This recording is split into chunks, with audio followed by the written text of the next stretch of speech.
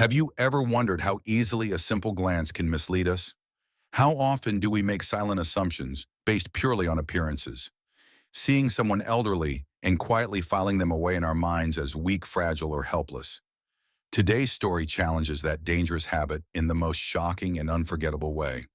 What started as an ordinary traffic stop on a quiet town road turned into an incident that shook a police department and taught everyone watching, including you and me, a lesson in a humility, respect, and silent strength that the world too often forgets.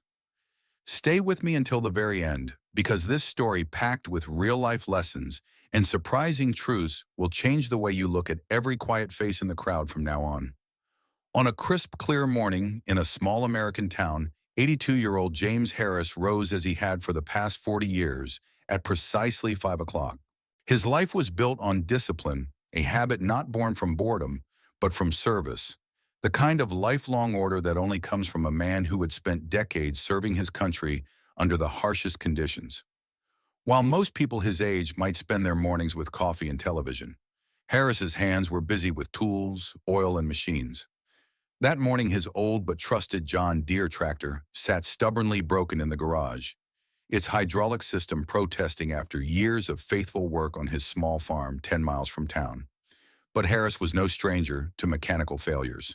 With 42 years of personal experience fixing engines, replacing parts, and keeping old machines running, he knew exactly which bolt, which hose, and which filter had failed. Yet this day it wasn't the tractor that would test him, it was the world outside. His backup ride was his beloved 1970 Harley-Davidson Shovelhead, a beast of chrome and steel that roared like thunder and had carried him through more miles than any car ever had. To James Harris, the bike wasn't old. It was reliable, functional, and most importantly, his freedom. But to a stranger watching from afar, especially a young police officer, fresh in uniform, it probably looked like dangerous rust with an old man foolishly perched on top. And that's exactly how trouble began. As Harris rumbled slowly into town heading for his usual gas station, the steady sound of the Harley's engine echoed between quiet storefronts and houses. At that very moment, in a police cruiser parked beside the intersection, Officer Ava Johnson watched him approach. Young, confident, and only 3 years into the job, her mirrored sunglasses reflected the sight of this elderly biker as she leaned forward, suspicion growing in her mind. Something about the scene felt odd to her, out of place, a man far too old for the roaring machine he was riding. She signaled her partner, Officer David Lopez, to follow her lead. They switched on their flashing lights and pulled out onto the street behind Harris. And right there, in that small decision born from doubt, the quiet drama began. As Harris carefully eased to a stop beside the gas station, the same one he had visited every week for 15 years, the low roar of his Harley finally died. He saw the flashing lights in his mirror but showed no surprise.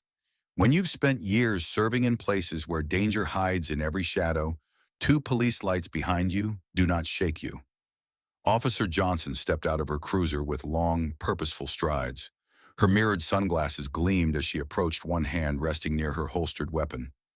"Is this some kind of joke, sir?" she asked with a mocking tone, eyeing the old bike and its older rider. But Harris remained calm, unmoved, his hands resting steadily on the handlebars, his gaze fixed on the horizon, as if seeing something far away that only he understood. He didn't flinch. He didn't argue. Decades of patience forged in training camps and war zones held him steady. Johnson, annoyed by his quiet defiance, demanded license and registration. "Get off the bike now, sir." But here's where something most people miss came into play: the unspoken cost of growing old in a world that worships youth. This wasn't the first time Harris had been underestimated because of his age. It wouldn't be the last. You see, society too often treats the elderly like they're children again, assuming confusion, frailty, even incompetence where none exists. In fact, studies by the National Council on Aging reveal that nearly 80% of seniors report feeling invisible in public spaces, brushed aside or ignored as if they no longer mattered. Today was just another example. But Harris was not just any old man. Silently, Harris reached into his worn brown leather wallet and handed over perfectly organized documents, without haste, without fear. Everything was in order, just as it had been all his life. Johnson glanced at the license. 82 years old. Her eyebrows lifted. Don't you think you're a little too old to be riding a motorcycle? She muttered with faint mockery. Lopez, her partner, walked up behind her, grinning. Man, this Harley's older than my dad, he joked, running a hand along the rusty gas tank. Look at this thing. Hands on the bike, sir. Feet apart, Johnson ordered sharply. And so the humiliating public search began, not because it was necessary, but because assumptions and fear clouded their judgment. A small crowd gathered nearby. Murmurs rippled through the group. Some people pitied the old man. Others chuckled under their breath. But not everyone was fooled. Across the street at the gas station, Marcus Williams, the owner, paused while wiping down a fuel pump. A Gulf War veteran himself, Marcus knew Harris well. For 15 years, the old colonel had come here to fuel up, exchange polite words, and head on his way. Marcus felt a slow boil of anger rise in his chest as he saw the disrespect unfolding. He knew this wasn't just an old man. This was Colonel James Harris, a living legend, whose service record would silence every uniformed officer in the state. Marcus reached for the phone, his hand trembling slightly, and dialed Fort Carson, the nearby military base. Hello, this is Marcus Williams. I need to speak with an officer on duty. It's urgent. Back on the street, Officer Johnson was raising her voice, now irritated by Harris's silence. Sir, you're going to have to come with us for evaluation. At last, Harris spoke, his voice low, calm, unafraid. And what for? For inappropriate behavior and failure to respond to law enforcement instructions, she snapped. The absurdity of it all was thick in the air, but Harris stood quiet, unmoved. Why explain yourself to those who refuse to listen? Why defend your dignity against ignorance? He had faced gunfire and warlords in foreign lands. He would not be rattled by two rookies with badges. Meanwhile, on the phone, Marcus explained the situation. The officer on the other end froze. Did you say Colonel James Harris? Stay on the line. Help is on the way. No one knew that 50 soldiers and 12 Humvees were already rolling down the highway toward the scene. In minutes, the truth would explode like a grenade in the quiet town square. But for now, the assumptions, the arrogance, and the quiet strength of one old man held the stage. Let's pause here and think, how many times in life do we dismiss the elderly? How often do we assume that gray hair equals weakness, that old clothes mean poverty, that quietness means confusion? Real life offers endless examples. In 2019, a woman in Canada called the police on a homeless-looking man sitting by a library. Turned out he was retired surgeon Dr. William Jackson, simply waiting for his ride. Or in Australia, an elderly woman wandering outside a cafe was assumed lost until locals realized she was award-winning author Emily Carter, gathering ideas for her next novel. Every judgment we make without knowledge is a small betrayal of the respect we owe others. And this story was about to prove it in the loudest way possible, because soon the cavalry was coming. But just before the military Humvees would arrive and shatter every assumption made that morning, another quiet but important moment was unfolding, a moment that reveals why these misunderstandings happen so easily in our world. Officer Ava Johnson stood near Harris's motorcycle, struggling with a rising sense of uncertainty.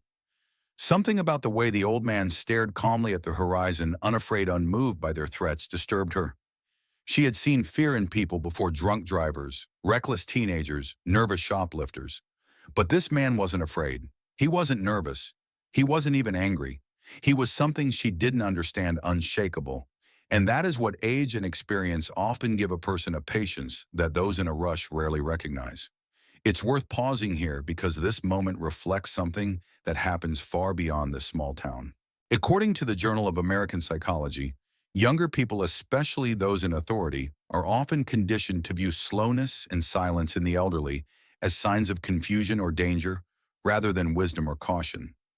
Our fast-paced society measures competence in seconds and speed. But life doesn't always work on fast time. The truth is that the elderly live on a clock that values caution, thinking, reflection, a clock shaped by decades of mistakes, lessons, and scars. But Officer Johnson was trained in procedures, not patience. Her police academy training emphasized danger, threat profiles, rapid decision-making. When she saw Harris, her mind didn't see a veteran who could teach her more than any manual ever could. She saw a potential problem, someone who might fall, cause an accident, or worse, and that silent prejudice shaped every word she said. Mr. Harris, she called again, louder this time. as if volume could compensate for misunderstanding. "Can you hear me? Do you understand what I'm saying?" Harris simply breathed in slowly. He knew this dance of misunderstanding well. For decades after returning from Vietnam, he had watched civilians look at him with either fear or pity, never truly seeing the man behind the medals. And today was no different. The crowd watching from the sidewalk was starting to murmur, shifting from curiosity to concern. "Poor old man," someone whispered. "He looks so confused." Another voice said, "Maybe they should call his family." But that was the second great mistake of the morning. James Harris had no family to call. He had outlived his parents, his brothers, even his wife. His world now was his farm, his machines, his Harley, and his memories. Memories of fire, sand, rain, and war. Memories that these officers couldn't imagine. But across the street, one man remembered exactly who Harris was. Marcus, the gas station owner, still holding the phone line to Fort Carson, gave the soldier on the other end the full story. "I've known this man 15 years, Marcus said, anger in his voice. "He's a quiet man, polite, reliable. He's a veteran, a hero, and your boys better get here fast before this situation gets worse." The soldier on the phone stiffened. "Did you say Colonel James Harris?" "The Colonel Harris." The entire mood on the line shifted. "Hold the line, sir. We're sending a unit right now. Stay close. Don't let those officers lay a hand on him until we arrive." Marcus's heart pounded as he stepped closer to the window, watching helplessly. He hadn't known about the colonel's rank all these years. Harris had never boasted, never revealed his medals. True warriors never need to shout about their strength. Back on the street, Officer Johnson made her decision the wrong one. "Mr. Harris, you're coming with us to the hospital for an evaluation." Harris finally broke his silence, speaking with a voice that still carried the weight of command. "I'm not going." "What do you mean you're not going?" Johnson snapped, feeling the crack in her authority. "This isn't a request. It's an order." Harris gently smiled, a small, knowing smile born of experience, like a chess master watching a beginner make a doomed move. "Based on what law, officer?" he asked calmly. Johnson hesitated. There was no law that allowed her to detain an elderly man for riding a motorcycle in perfect health. But now she was in too deep, too proud to back down. The crowd was filming. The pressure was mounting. She muttered something about elderly protection and risk behaviors, vague, flimsy reasons to justify what was quickly becoming a mistake. This moment reveals something real and troubling in modern policing, not malice but error. According to a 2020 report by the National Institute of Justice, most incidents of wrongful stops or escalations with elderly citizens arise from poor training and assumptions, not cruelty, but ignorance. Officers are trained for danger, but not always for dignity. And today that gap was showing. But suddenly everything changed.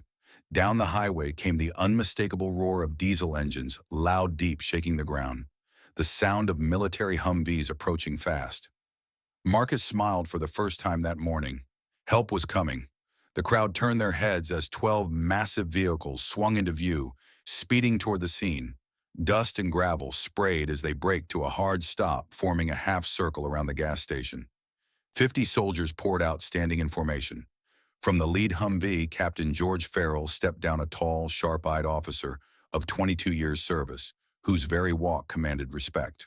He ignored the police and walked straight to Harris, stopping 3 meters away, and saluted crisply. "Colonel Harris, sir."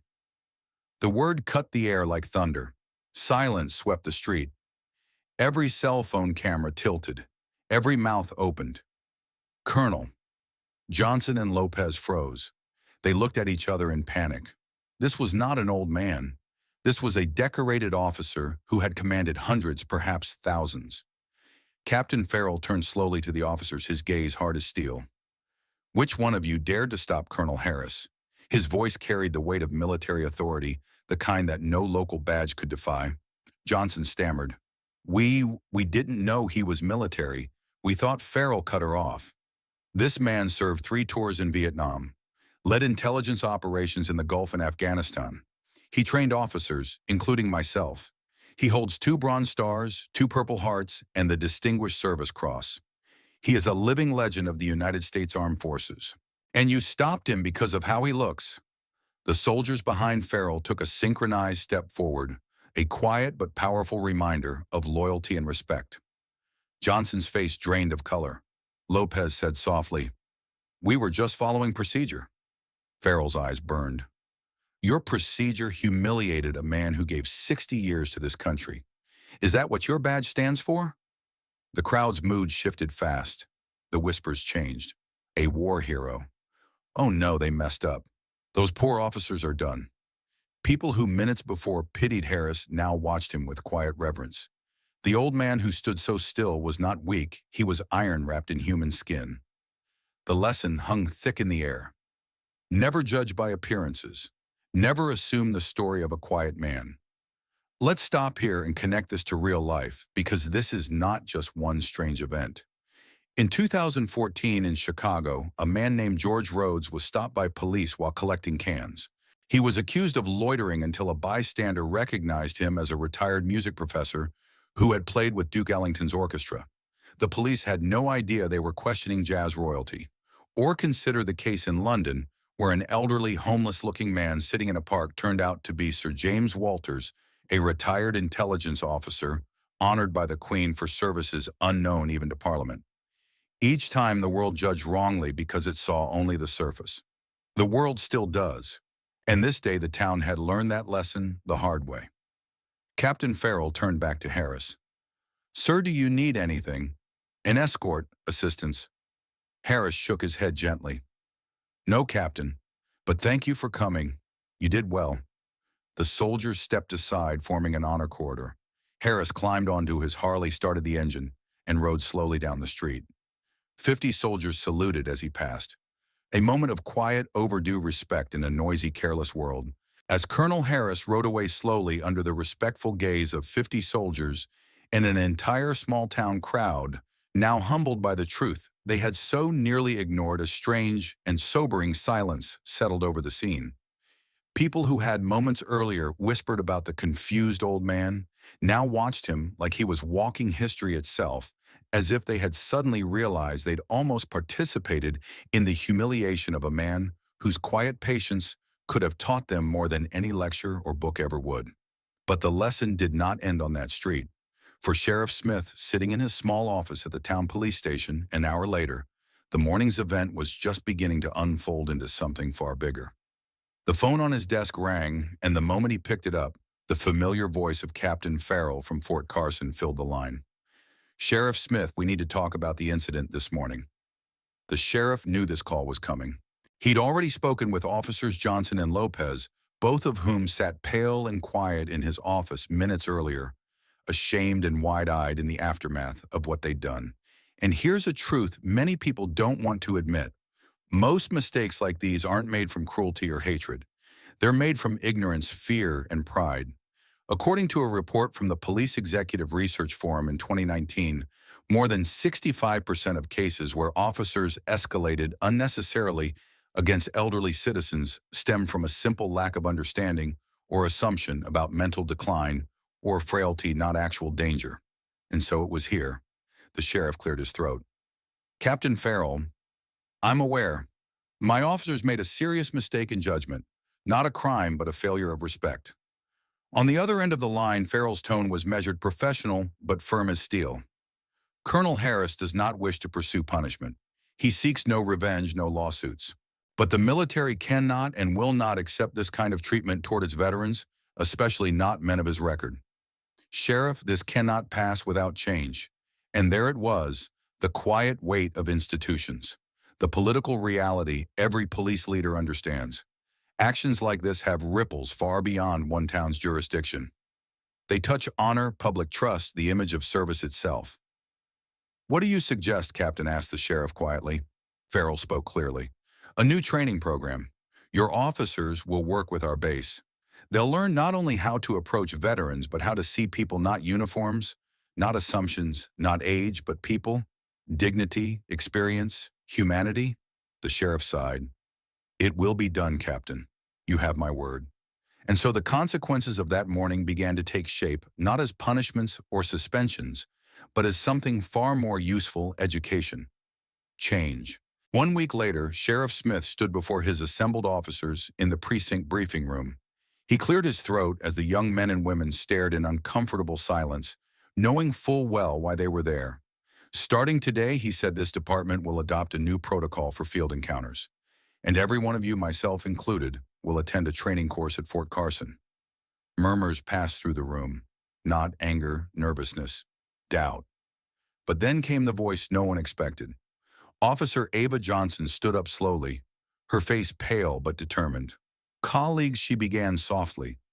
I made a mistake last week, a serious mistake.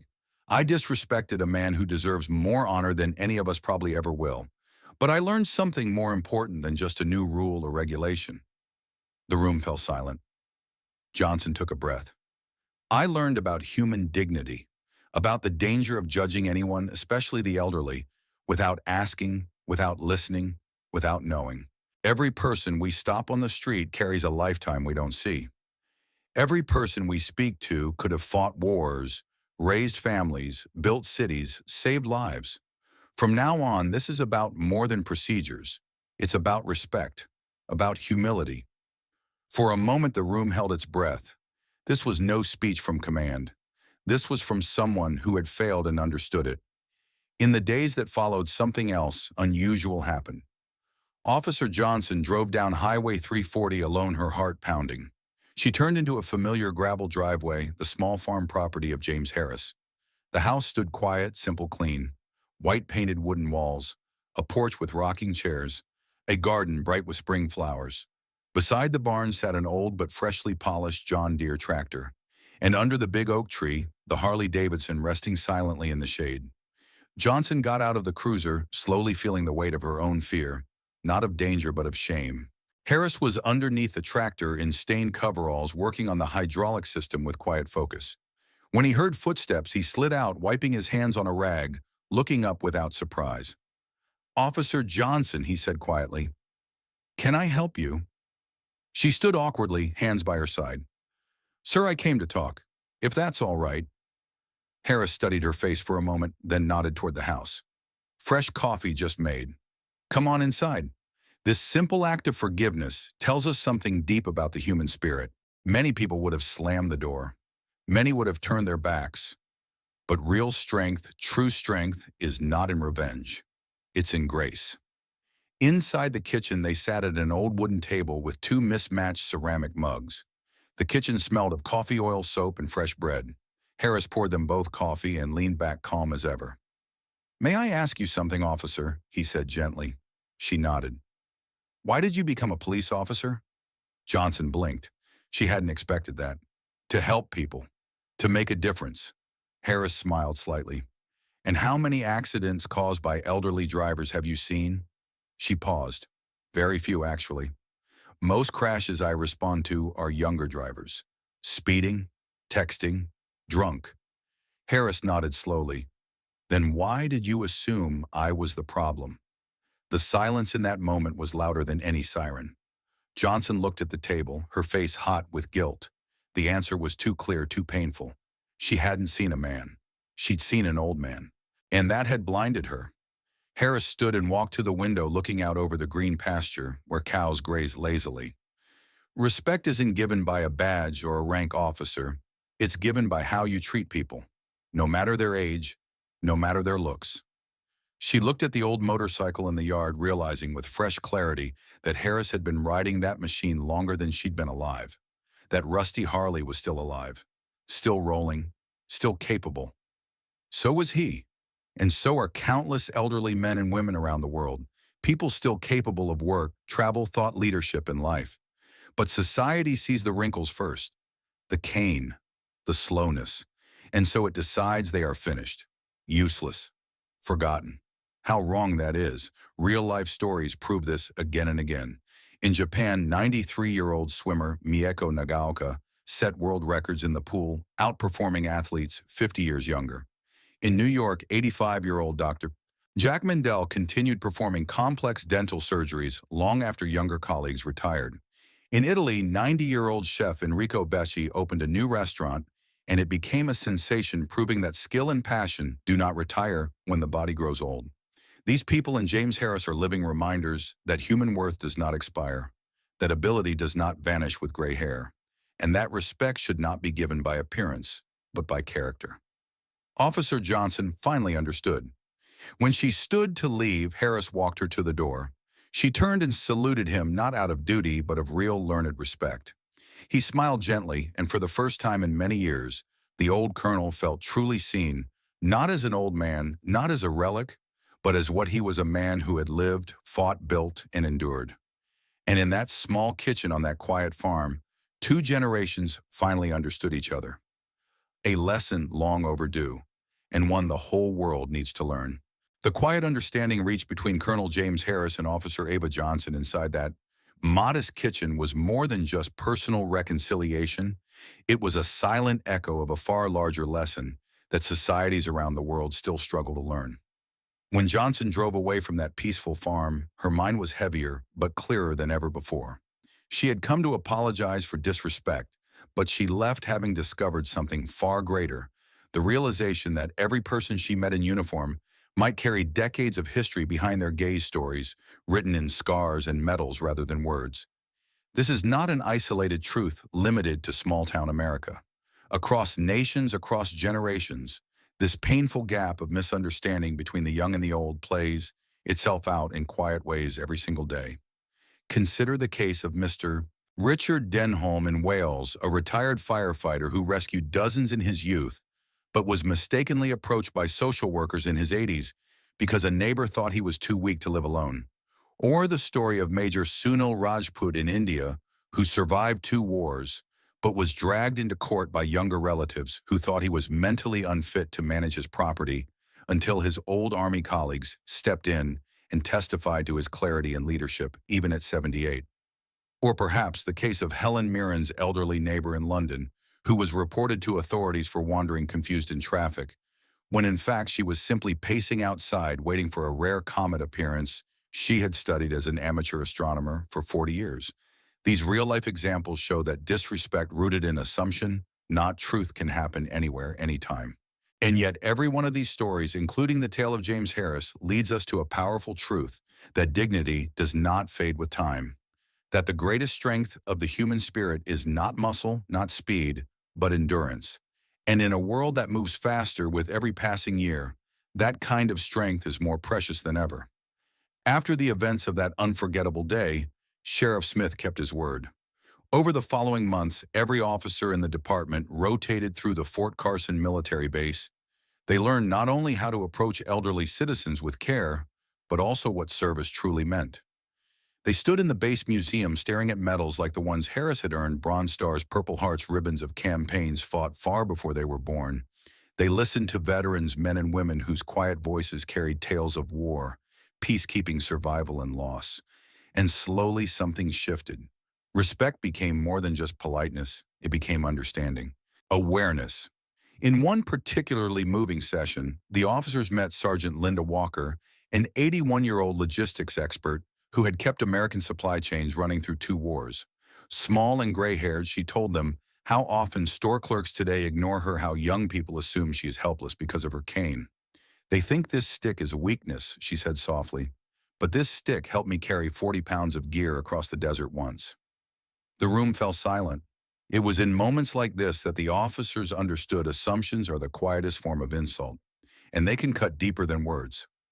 Officer Johnson, now changed by her own experience, stood before a new recruit class months later and told the story of James Harris openly.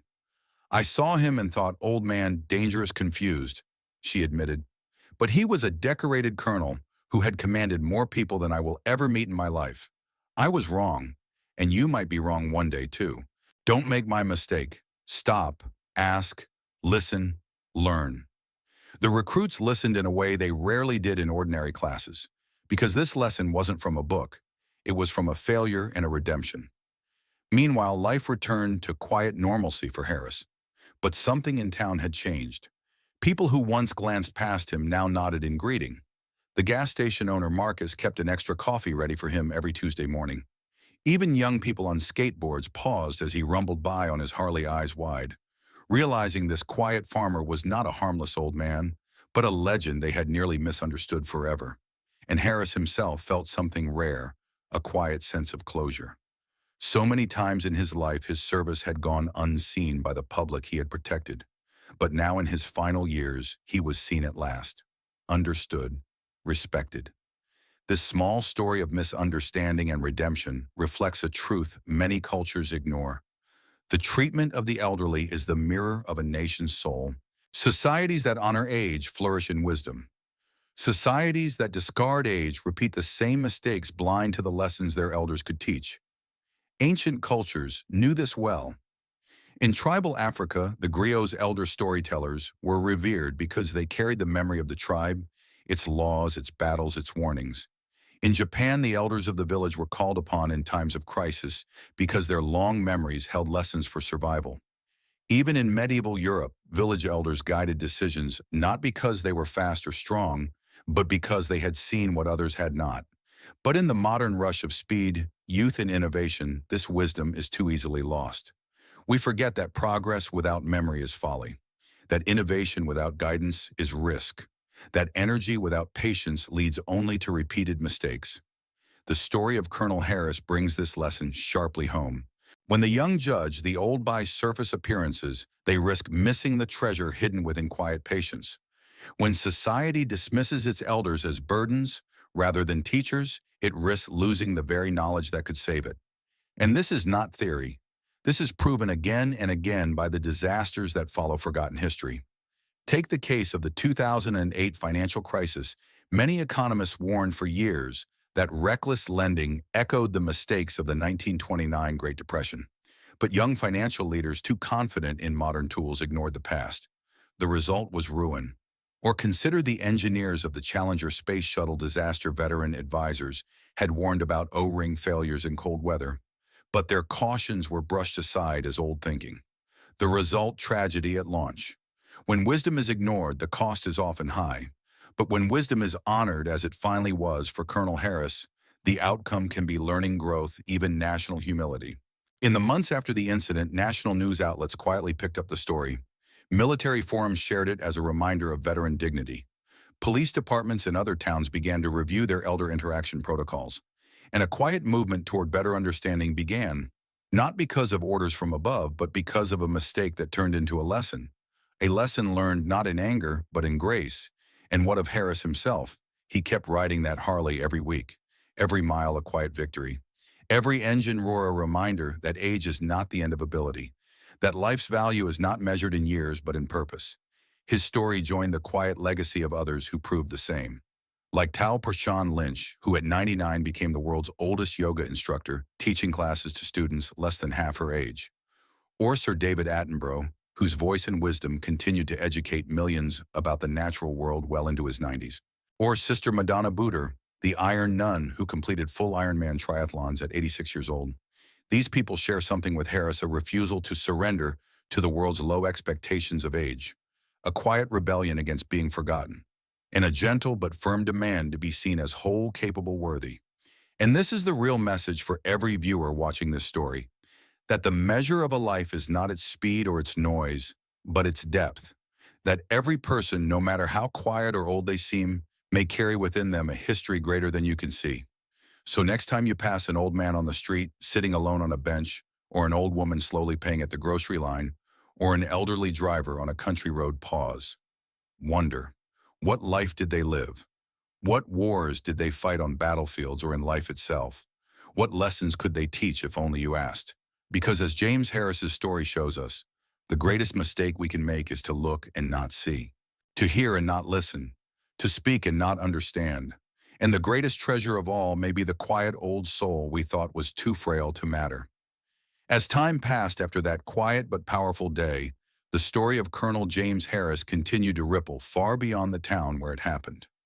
Not because it was broadcast on national television every night, or because it sparked protests or headlines, but because it planted seeds of thought in the minds of thousands who quietly read or heard the tale later. It spread from police department training halls to veteran gatherings, from small-town coffee shops to social media posts where strangers commented, "This reminds me of my grandfather," or "I hope the old man who lives down my street gets this kind of respect." But why does this particular story strike such a deep chord in so many people? The answer lies not in the uniforms or the military honors, but in the simple human fear that we too will one day be ignored, misunderstood, or judged by the world for no reason other than the number of birthdays we've survived. Growing old is not a weakness, it is a victory. Every wrinkle, every scar, every hesitation of movement speaks not of decay but of endurance, of having lasted longer than those who faded early, having carried burdens others could not bear, having learned lessons that the young have not yet lived long enough to understand. And that is why this story resonates. Because hidden within Colonel Harris's quiet patience was the dignity every human being longs for, to be seen fully valued, completely not diminished by age but honored for the life lived. This longing is universal, crossing every culture, language, and belief. In the Middle East, the elderly are often called the walking libraries, for they contain the memory of the tribe or family. In South Korea, respect for age is woven into language itself, with special words required when speaking to elders, a constant reminder of their honored place. Even in the remote tribes of the Amazon, the oldest members are not left behind. When the village moves, they lead, for they know where the hidden water, the safest paths, the ancient dangers lie. And yet in the modern world, fast, digital, impatient, this ancient wisdom is often forgotten. Elderly people are seen as slow obstacles, as if life's value depended only on how fast one can scroll, click, or produce. In airports, they are ignored. In hospitals, hurried. In shops, rushed aside. A study by the United Nations on global aging showed that nearly 68% of people over 70 report feeling invisible in public spaces, a chilling statistic that proves this disrespect is not limited to one country or culture. But the story of James Harris proves that this pattern can be broken, that change begins not with governments or laws, but with the small personal shift of a single mind, the moment when Officer Johnson looked at Harris and saw not an old man, but a warrior. And that shift once felt can spread. Let's pause here and reflect with another real-life story, this one from Argentina. In Buenos Aires, an elderly shoe-shine man named Esteban was well known at the local subway station. For years, people rushed past him until one day a young musician waiting for his train noticed Esteban softly humming old tango songs as he worked.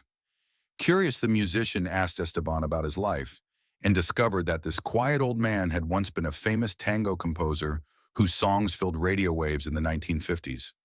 Forgotten by the modern world, Esteban's music had shaped a generation. A week later, the musician returned with a small band. Together, they played Esteban's songs in the station. Commuters stopped, listened, wept. Esteban's face lit with tears as his music lived again. The media covered the event. Soon his old records were reissued. And all because one person stopped and asked, "Who are you?" instead of rushing past. This is the same lesson Officer Johnson learned in that quiet kitchen. To see to really see is the first act of respect. And when societies learn to see their elders fully, they unlock treasures far greater than mere nostalgia. Wisdom, patience, long memory. These are the tools that prevent disaster, that guide change wisely, that remind the young not to repeat old mistakes. In Singapore, government programs now pair elderly mentors with young tech entrepreneurs to bridge this wisdom gap with remarkable success. The old offer caution, strategy, life-tested patience. The young bring speed, risk, vision. Together, they create better results than either could alone. This is the future that the story of Harris quietly points toward, a world where age is not a barrier, but a bridge. But for that to happen, every ordinary person must change their gaze. You, me, all of us. Next time you see an elderly man in worn clothes on a park bench, pause. Wonder who he was. A teacher, a builder, a soldier, a poet. When you hear an old woman slowly ordering coffee, wonder what words of love, loss, or joy she might have spoken in younger days. Behind every old face is a story unfinished, a quiet living book with pages we might never read unless we ask. Colonel James Harris was lucky. His story was revealed in time, his dignity restored while he was still alive to feel it. But how many others pass quietly into the shadows, unseen and unhonored? How many old men die with medals in drawers that no one asks about? How many old women pass away with songs, poems, and wisdom untold because no one cared to listen? The tragedy is not their age. It is our blindness. But this blindness can be cured by awareness, by humility, by pausing in the rush of life to ask, "Who are you?" instead of, "What do you need to wonder what greatness hides behind quiet wrinkles and slow steps. In this way, Harris's story is more than an isolated event. It is a mirror held up to every one of us reflecting not just how we treat veterans or the elderly, but how we value life itself. And if we learn its lesson, perhaps we can build a world where the old lead the young with wisdom again, where respect for age is not rare but natural, expected woven into every gesture, every word. This lesson is not new. It is as old as civilization. But like all great truths, it must be learned again by each new generation or lost. As the seasons turned on, Colonel Harris's farm life returned to quiet rhythm. Cows grazed, machines hummed. The old Harley gleamed softly in the barn's shade. But every so often, a police cruiser rolled slowly past, not in suspicion, but in quiet respect. And the young officers inside glanced at the house with new eyes, remembering the lesson that had changed their town. And Harris himself, standing on the porch with coffee in hand, smiled gently, knowing that his quiet endurance had spoken louder than words. A quiet victory hard won. And that perhaps is the greatest legacy anyone can leave. The story of Colonel James Harris could have ended there on that quiet farm porch. A satisfying ending with dignity restored a lesson learned by the town and the world moving on. But such stories rarely finish in neat chapters. In truth, the ripple effect of that one event stretched far wider than anyone in that small town could have imagined. Weeks after the incident, a national news article summarized the story in one quiet corner of its Veteran Affairs section, but social media carried it further. Veterans across the country began sharing their own experiences in the comments. Men and women from Korea, Vietnam, Iraq, and Afghanistan spoke of times they were dismissed, forgotten, or belittled after their service ended. Their stories poured out like water breaking through a long-sealed dam. One man wrote of being refused a job because of his age despite 30 years of logistics experience that could have saved the company millions. Another woman, once a helicopter pilot, shared how a young mechanic at a car dealership tried to explain engine basics to her, unaware she'd maintained Black Hawk helicopters under fire. These small humiliations, unseen by most, were suddenly visible. And in the flood of these shared memories, something remarkable happened. A quiet movement began. Police departments in other cities reached out to Fort Carson to request training sessions. High schools invited veterans to speak about history, not the textbook version, but the real version from those who had lived it. Even businesses took notice, with HR departments updating their training to remind employees that elderly applicants might carry hidden depths of experience. This is the unseen power of respect. When finally understood, it changes systems, not just individuals. But the lesson of Harris's story was not limited to institutions. It reached into the hearts of ordinary people too, into homes where children sat with grandparents and finally asked, "What did you do when you were young, Grandma?" or "Tell me your story, Grandpa." In one small town in Oregon, a teacher assigned her sixth-grade class to interview elderly neighbors. The stories they uncovered filled the local library newsletter for months. Tales of war survivors, civil rights marchers, inventors, quiet heroes who had lived unnoticed for decades. One boy discovered his quiet, widowed neighbor was a retired NASA engineer who had helped design the heat shields for the Apollo missions. Another girl learned that the elderly woman who fed stray cats on her street had once led protests for women's voting rights in the 1960s. These children saw their world transformed not by technology or entertainment, but by the living history quietly walking their sidewalks. The silent old faces they had ignored became giants. And this is the deeper message within the Harris story, that human worth is not measured by appearance or speed or the noise of youth, but by the depth of life lived. And that depth, when finally seen, can lift an entire community's spirit. In psychology, this principle is called generativity, the human need in older age to pass on wisdom and meaning to the next generation. Studies by Eric Erickson and others show that when elderly people are allowed to share their life stories, their sense of purpose and happiness rises dramatically, and so does the respect of the younger generation listening. But when their stories are ignored, depression, withdrawal, and loneliness set in. Colonel Harris never asked for attention. But when his story finally surfaced, the quiet pride in his eyes told of a burden, lifted, the weight of being unseen finally gone. And those around him, Officer Johnson, the sheriff, the townspeople, felt lighter too, as if they had recovered something precious they didn't know they'd lost. The ripple even touched Harris's old comrades. Weeks later, a letter arrived at his farm handwritten, signed by Captain George Farrell himself. Sir, on behalf of every soldier you ever trained, every officer you ever taught, I thank you again. Your quiet courage taught another generation that strength is not loud and honor is not self-declared. It is lived, always. Along with the letter came a small box. Inside, a new medal crafted specially by the base, engraved for enduring service, a life of quiet honor. Harris smiled gently when he opened it, not because he needed medals, but because it meant his life's lessons had not been lost. They had been seen, shared, remembered. This quiet closing of a circle reveals something deep and universal. Every person watching this video knows or will know the fear of being forgotten, of having lived, loved, suffered, and built only to be dismissed when the body slows and the hair turns gray. But this fear can be answered not by grand speeches or national holidays, but by simple moments of recognition. By the grandchild who asks, "What was your hardest day, Grandpa?" By the nurse who stops to ask the old woman her favorite childhood memory instead of rushing through another chart. By the police officer who pauses to wonder who the elderly driver might have been long before arthritis stiffened their hands. And in these small moments, dignity is restored, humanity is preserved, and society is healed not by force but by grace. There is a real reason why the cultures that most respect their elders, like Okinawa, Japan, also produce the longest-lived, happiest people on earth.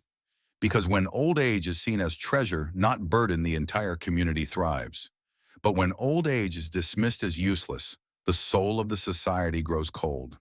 And so Harris's story teaches not just a lesson about veterans or police work, but about life itself, about the kind of world we wish to live in, a world that remembers, a world that honors, a world that listens. You, the viewer, hold this power now. When this video ends, you could turn back to your rushing life, or you could do something rare. Call the oldest person you know. Ask them their story. Listen, truly listen, and feel the weight of a life you might never have guessed from the outside. Or the next time you see an elderly person struggling to cross the street, don't sigh impatiently. Walk beside them. Speak to them. Give them the rarest gift of the modern world, your time. Because in that gift, the real strength of humanity lives. And who knows what wisdom you may uncover. Perhaps a forgotten war story. Perhaps a lesson in love. Perhaps a memory that saves you from making the same mistake in your own life. This is the magic hidden in the slow steps and quiet voices of age. This is what the young forget until they themselves grow old. But you don't have to forget. Not now. Not after this story. You can carry this quiet fire of respect into your life, into your work, into every glance you give a stranger on the street. Because someday you too will sit on that park bench. Someday you will be the slow one in the grocery line. And on that day, you will hope for a world that sees you, honors you, listens to you. And if enough of us learn this lesson today, the world will. As we near the end of this incredible story, it is important to realize that the lessons learned on that small town street where Colonel James Harris stood tall and silent are not merely about police errors or military honors. They are a reflection of something deeper, something woven into the very fabric of human culture across all time. Respect for age, for experience, for the wisdom carved into the lines of an elderly face is as old as civilization itself. Yet in the rush of modern life, that respect is slowly fading, and with it the silent treasure of human memory. In ancient Greece, the Council of Elders, the Gerousia, held real power. These were not merely figureheads, but the final authority in life and death decisions, because the Greeks understood that time tempers judgment and that wisdom cannot be rushed. The Roman Senate originally welcomed only those who had reached a certain age because they believed leadership required years of scars and mistakes to build real understanding. Even in the Viking sagas, warriors past their fighting prime became advisors, their knowledge valued as much as the swords of the young. But fast forward to the 21st century, and how often do we see the elderly, hurried out of decision-making, dismissed as old-fashioned, their insight discarded in the name of speed and progress? A famous study by the Pew Research Center in 2018 revealed that 58% of American adults over 65 felt they were treated with less respect than younger people in everyday interactions, from customer service to healthcare to family gatherings. The problem is not cruelty, it is neglect, indifference. Forgetting that a life lived brings lessons learned. That forgetfulness nearly cost Colonel Harris his dignity that day, but it also gave us this story and the reminder we so badly need. In fact, similar moments of mistaken judgment happen far more often than the world likes to admit. Consider the quiet story of Ernestine Shepard, a woman once dismissed by doctors as too frail to live long into her 70s. Instead, she became the world's oldest competitive bodybuilder at age 82, training others, lifting weights, breaking every stereotype of what old should mean. Or Captain Jerry Yellen, who flew the last combat mission of World War II, who in his 90s still traveled the world speaking about peace, reconciliation, and forgiveness. When an airport security guard once asked him suspiciously about his cane and medals doubting his tail, a younger veteran in line stepped up and saluted him, silencing the entire terminal. These moments matter because they expose the quiet disrespect that can slip into daily life unnoticed. And they offer hope because when these mistakes are corrected, respect returns swiftly, instinctively.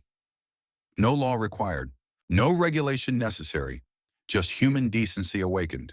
And this awakening spreads slowly perhaps, but powerfully.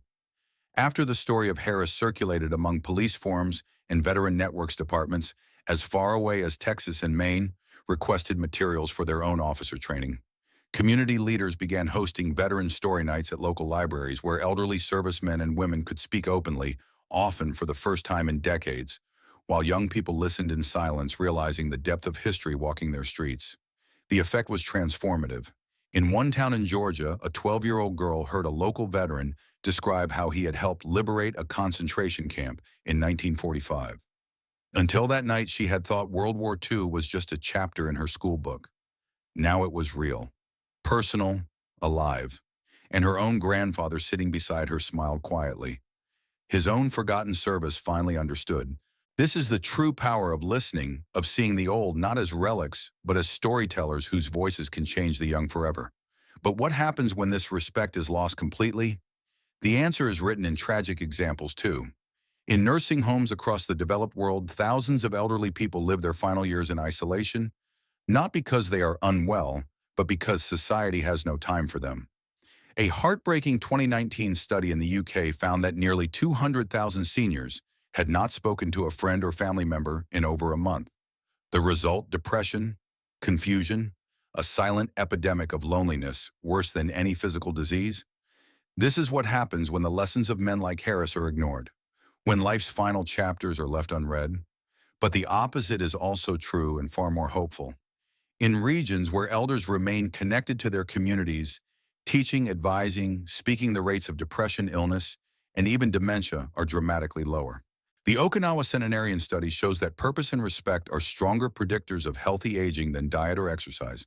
In other words, when the old are honored, they live longer, happier, and contribute more. This is the simple truth hidden in the loud complexity of modern life. And it is a truth we can all act on right now, not with policies or speeches, but with small daily choices. Like the young nurse in Canada who made national news for starting a life story program at her hospital where every new elderly patient was interviewed about their life, their dreams, their regrets. The nurses pinned this story above each bed, not just the medical chart, so caregivers knew the person behind the patient. The result, higher recovery rates, happier patients, more compassionate staff, and deeper human connection. Or the city bus driver in Melbourne who began greeting elderly passengers by name, asking their story each morning, remembering their grandkids' names. Passengers who once sat silent now shared news, jokes, memories. And depression rates among the elderly commuters dropped because kindness is medicine, because respect is life. So what does this all mean for you watching this story unfold? It means you have the same power those soldiers showed Harris that day, not with uniforms or salutes, but with attention, with seeing, with listening. Next time you speak to an elderly person, ask more than, "How are you?" Ask, "What is your story?" You might discover the builder of a bridge you cross every day, the designer of the school you attended, the nurse who once saved lives in wartime, the forgotten hero behind your own quiet safety. You might hear sorrow or joy or fear, but whatever you hear, you will make that person feel real again. Seen, human, and that is the highest respect anyone can give. This is the message of Colonel James Harris. Not just that he was honored in the end, but that he should have been honored all along. Before the salutes, before the soldiers, before the mistake, because every human being deserves that honor, not for what they do in public, but for what they have survived in silence. And the greatest tragedy would be to forget this once the video ends. But you will not forget, because you have seen the truth hidden behind the quiet old face. You know now what most of the world still rushes past. You understand that the measure of a life is not in speed or youth, but in endurance and memory. And you can carry this truth into your own life, into your workplace, your family, your street, so that no more quiet veterans go unseen. No more elderly artists die with their music unheard. No more old souls pass away unknown. You can keep their light burning, and in doing so, keep your own humanity alive. As we bring this extraordinary story to its thoughtful end, I want to ask you something simple but serious. How many James Harrises live quietly around you right now? How many old faces in your neighborhood, your building, your workplace sit silently, holding stories of battles, fought mountains, climbed families, raised worlds changed, and yet are unseen, unheard, unasked? When you walked past that slow-moving elderly man in the grocery aisle last week, did you wonder who he once was? Did you think about the hundreds of meals he may have cooked for his family, or the business he may have built, or the field he once tended when his back was still straight and strong? When you sighed impatiently as an old woman fumbled with her change at the cafe, did you wonder if she once nursed children, survived war, or loved and lost in ways you've yet to imagine? The truth is this: we all carry the quiet weight of the generations before us. Their patience shaped our freedoms. Their labor built our cities. Their sacrifices bought our safety. Yet somehow we forget. Somehow the rush of digital life, texts, notifications, deadlines, blurs the faces of the old into the background of our vision. Until one day a story like that of Colonel James Harris crashes into our attention and reminds us of what we've lost. But this reminder can become more than guilt. It can become action, real action. You see, the beauty of Harris's story is that it doesn't end with him. It begins with you. You, the viewer, the listener, the ordinary person going about your day. You have the power to stop this forgetting in your own world, right now. The next time you see an elderly person struggling with a heavy bag, offer to carry it. When you visit your grandparents, ask them about their first job, their hardest day, their proudest moment.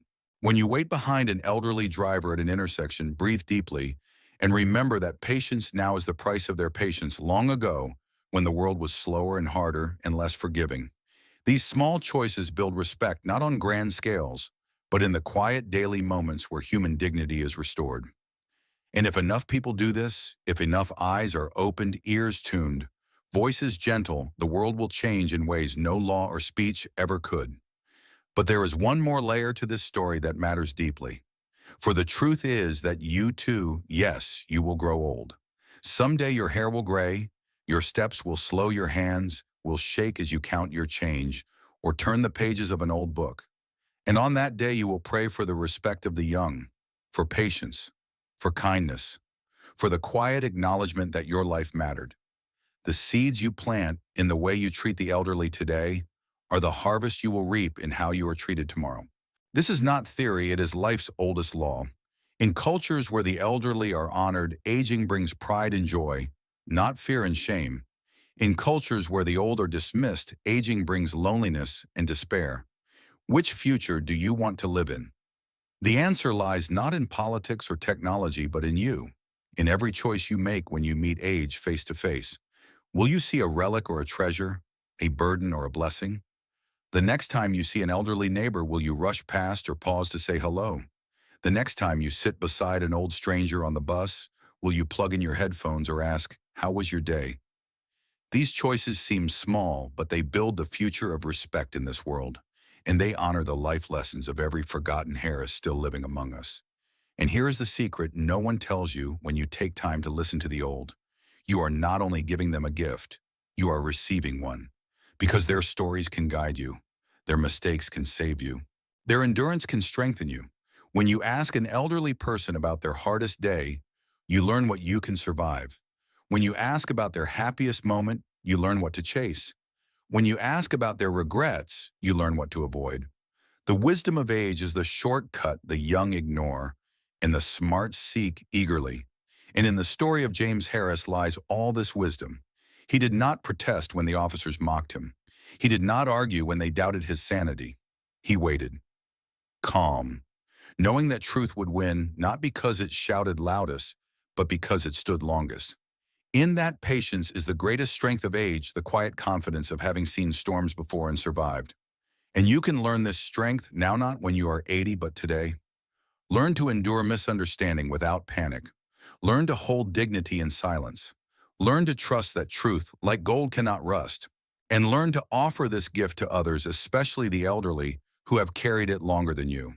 Because the day will come when you stand in their place, and then you will need the world to see you, to hear you, to respect the long years written in your eyes. And if you have honored the old before you, the world may yet honor you in return. This is the circle of life's quiet justice, and it turns with every choice you make. So what is the final lesson of Colonel Harris and his roaring old Harley Davidson on that small town street? What should we carry away from this story once the screen goes dark and silence returns? It is this: never underestimate the quiet ones. Never judge the old face.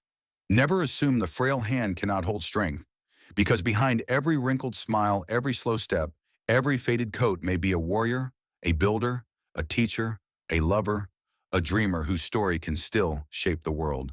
And because you, yes, you are shaping the future of how we all grow old, choose wisely, live kindly, respect deeply, and the world will become kinder, stronger, and wiser than it was before. Just as Harris stood tall and silent, knowing he had lived well, you too can stand at the end of your life proud of how you treated those who walked the road before you. And perhaps if enough of us learn this lesson, there will be no more forgotten veterans, no more silent elderly, no more lives hidden by age, only honored stories and bright remembered lives.